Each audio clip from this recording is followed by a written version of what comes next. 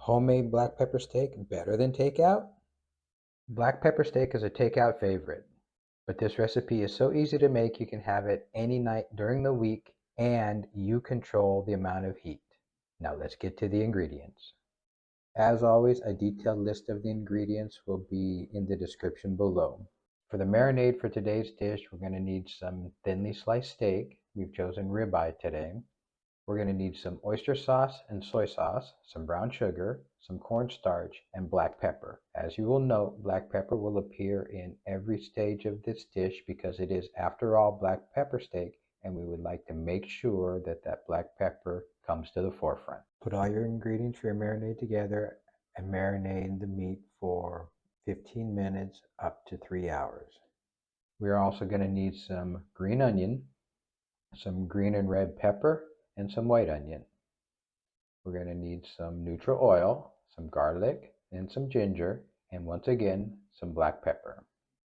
For the sauce, we're going to need some brown sugar, some sesame oil, some oyster sauce, soy sauce, and fish sauce, and of course, some black pepper.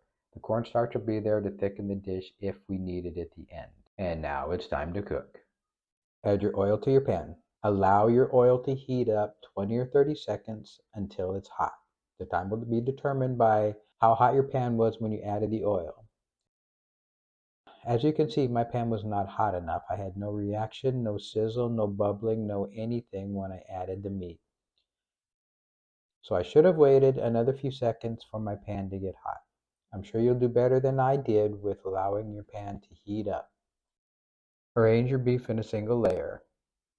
Allow it to cook for 30 seconds up to a minute, depending on the thickness of your beef and how well done you like it. I'm going to have to allow mine to cook for about a minute, minute and a half here because my oil was not hot enough to start with. So now you can see that my pan is getting hot. At this point, allow the meat to cook for about 35-40 seconds on the first side. Once that 30 seconds to a minute is up, go ahead and turn your beef. Don't worry about getting every single piece of beef over. There will be carryover cooking later because the beef will be added back to the pan after the vegetables are cooked. Once you get everything turned back over and placed in a single layer again, allow it to sit for about 1 minute. After that minute cooking on the second side, remove the beef. Now it's time to add the vegetables. Give them a stir to get them all coated in the oil and to get them in a single layer. Once you get them in that layer, leave them alone for about 4 minutes. After about 4 minutes or so, go ahead and give them a toss. You want to move them around a little bit to make sure they're not burning or sticking to the pan. Once you get them moved around and in a single layer again, just go ahead and leave them for another 3 minutes. After 3 minutes, give them another toss to move them around and again to make sure they're not burning on one side. Once you give them a toss, go ahead and add the black pepper. We want the black pepper to toast here to bring out its oils and its flavors and flavor the dish. This is the last addition of the black pepper, other than what someone may choose to sprinkle on their individual portion at the end. So we want to make sure that the oils are brought out and the flavor is brought out and spread out amongst the dish.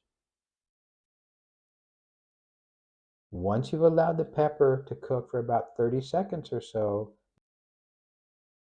make a well in the center of your pan and add the garlic. I always add the garlic a little later in the process because I want to make sure that it has no chance to burn.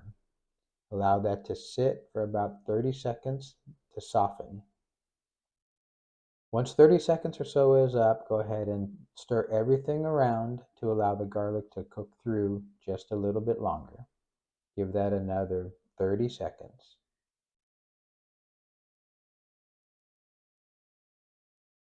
Once you've let that sit for about 30 seconds or so, it's time to add the meat back in. Add the meat back in with all of the juices and just allow that to sit for another 30 seconds to warm back up. Once that is sat for about 30 seconds and warm back up, it's time to add the brown sugar. I add the brown sugar a little separately to allow it to melt a little bit, and I've also found that if I add it in with the sauces, even no matter how much I stir it up, I don't ever seem to get all of the brown sugar out. There's still some residual left in the bowl. This way I know I get it all out and into the pan. Once that sits for a couple seconds, go ahead and add the rest of your sauce. That would be the soy sauce, the fish sauce, and the oyster sauce. Mix everything together and allow that to cook and come up to a boil. After it's boiled, this is where you determine whether you need to add the cornstarch or not. In my case, the sauce was thick enough, I did not have to add any cornstarch.